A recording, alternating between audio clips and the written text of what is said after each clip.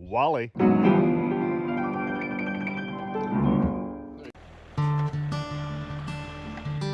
Welcome back to Wally in the Woods. My name's Corey, and the dog's Wally, and what you're looking at is some concrete culvert that we're going to be putting in a road base, but before we do, we've got plenty of other things to break. So join us for the drama. It's broken up into 2 parts. This is episode 1, so let's get to breaking things. Well, so here's what we got going today. Living on a hill in the northwest, lots of rain, probably 40 inches of rain out here a year or more because we're in the Coast Range, but I've been dealing with a pretty bad water problem for about 4 or 5 years since I put this road in. And the problem with this, my design, was I didn't have any way for the water coming off this hill to not just sheet across this whole roadbed and keep it saturated all winter long. Which in turn causes me buying a lot of extra rock because it just keeps pressing into the mud. In fact, I do remember right in this area, I do have some road fabric because I couldn't get it to set up when we first put the road in.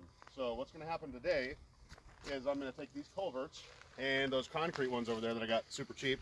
Probably going to regret that because they're going to be pretty labor intensive.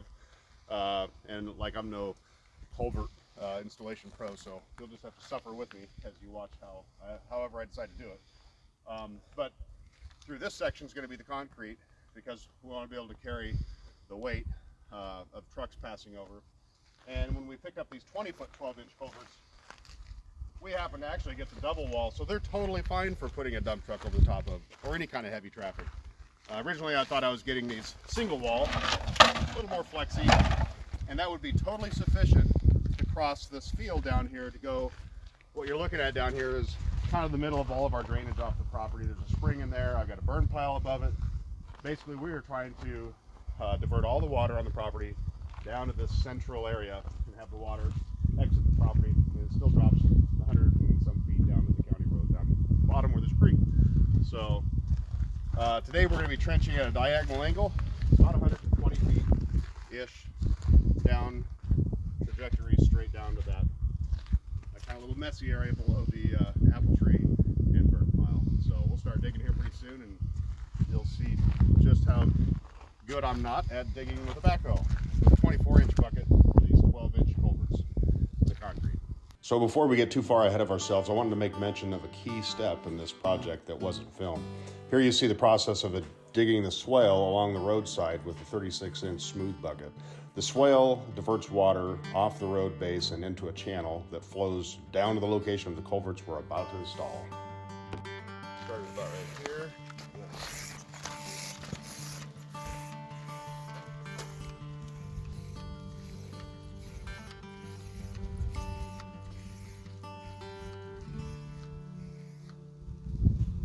Well, that'll keep me in line when I'm digging. Sometimes when you're digging in reverse, it's hard to keep the bearing.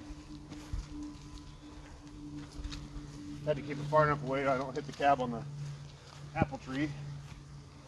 That's our deer bait in the fall.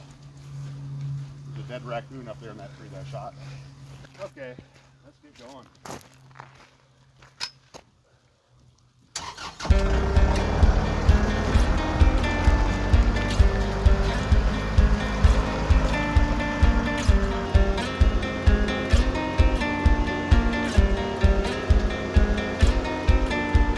So we're about to start digging. I sent Matthew up to get the 550 dump truck so we can basically get rid of all the dirt from the road dig and backfill with gravel so I won't be dealing with mud.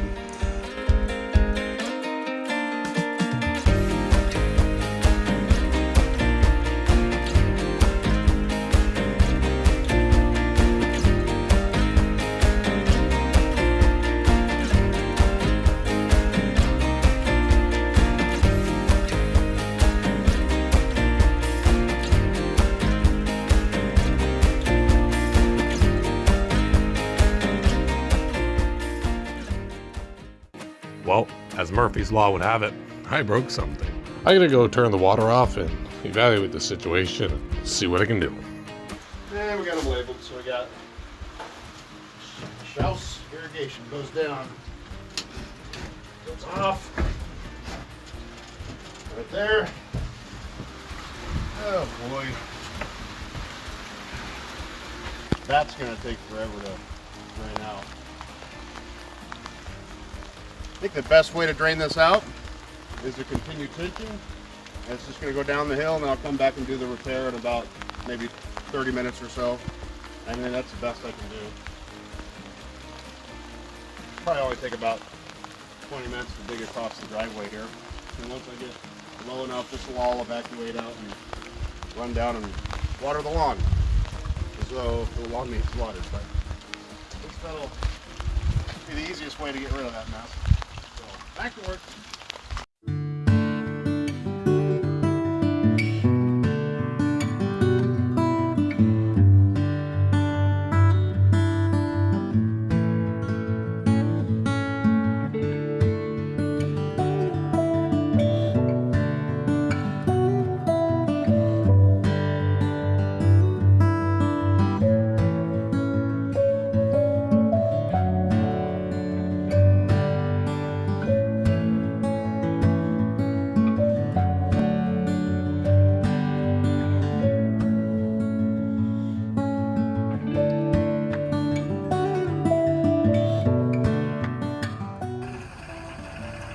Matthew's going to run up the hill and just dump it over the edge right up there.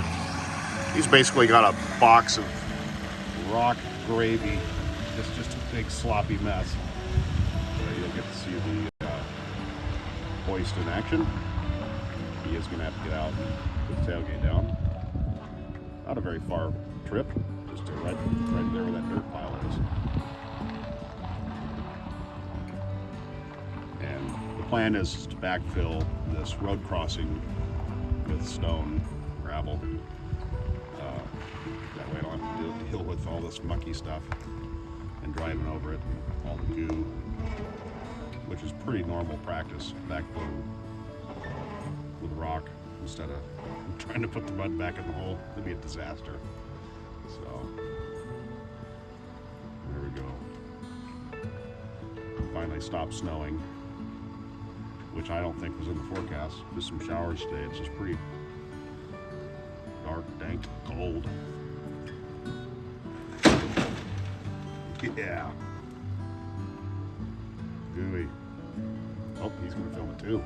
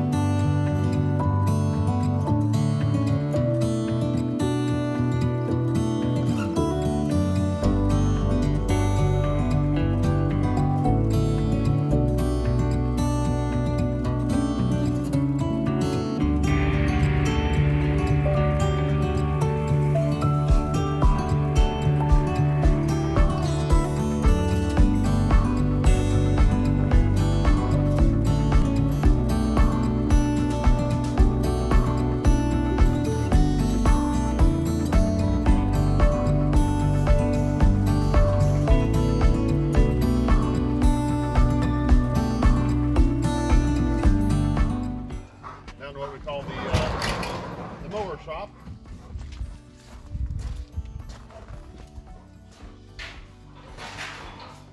And I try to keep some repair stuff on hand. Let's see if that's a true story or not. Probably gonna have to run to town. As you can see, it's highly organized.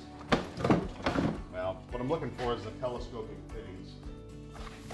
And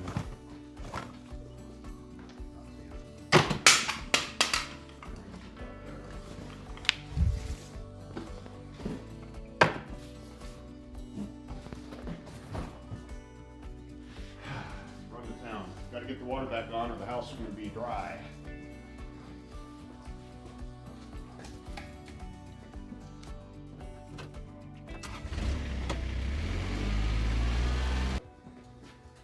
Well, stoked the fire before we hit the town.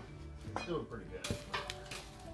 Never know how long it'll take to find parts in a supply chain deficient world we live in. So, onward we go.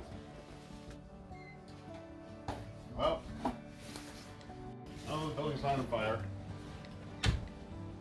Lunch was on the smoker. Oh boy. Flake just fell off the lid, right in the pizza. Oh, that didn't work either. Great. Just making more drama.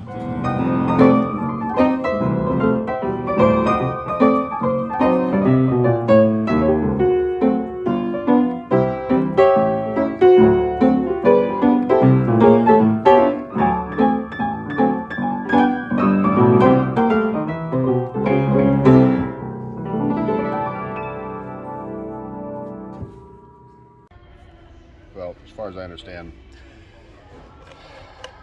this section gets glued on the pipe, and you bring it in and you thread it on so you have your broken section in between, but you have to make sure that you cut out enough area that's fully extended. Otherwise the water pressure will push against the entire pipe, and it's a good chance you can break fittings. Like if there's an elbow or a corner piece, even 20-30 feet down the way, the water pressure will literally push the pipe through the dirt and break a fitting down the way. So that's the most important thing to know. How do I know? Because I've done it wrong before.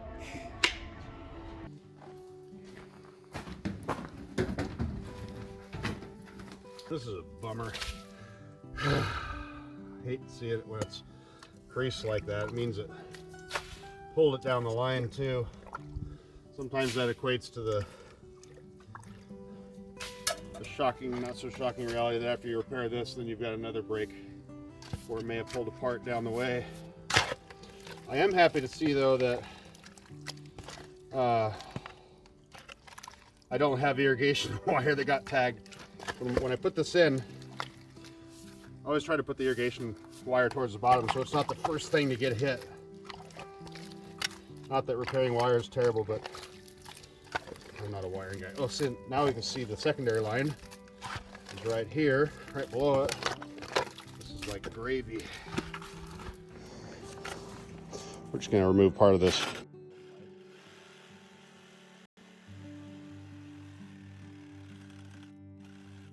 Shaky.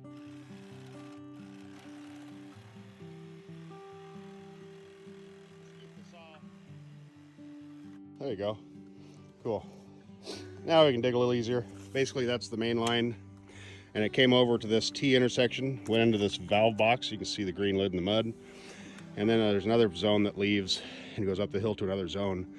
So luckily none of the secondary zones got hit, but of course I was digging in one of the most tender locations in this whole the whole possibility of where I had to dig happened to be too close. I knew I could have hit this, and as Murphy Law typically works out, I did. So we'll get to trying to clean up the area, get more mud, more water out, get more work area, and then we'll do the repair. Well, you're looking at 2 broken pipes. Isn't that just like life? To give you a little surprise, thought there was only one, but there was 2. So we got it all fixed up with the telescoping fittings, and of course I strung glue all over everywhere. It was a mess. I'm about the world's worst gluer, making a mess. But in my mind, you know what? You throw dirt over it, who's gonna see it? But except for you guys. So go ahead and judge me, whatever. But anyhow, it's all buttoned up, and this is part 1, and part 2 is going to be the digging and the culverts and laying down some pipes. So glad you guys tuned in, and like and subscribe if you're enjoying it, and hope to make more videos. Talk to you soon.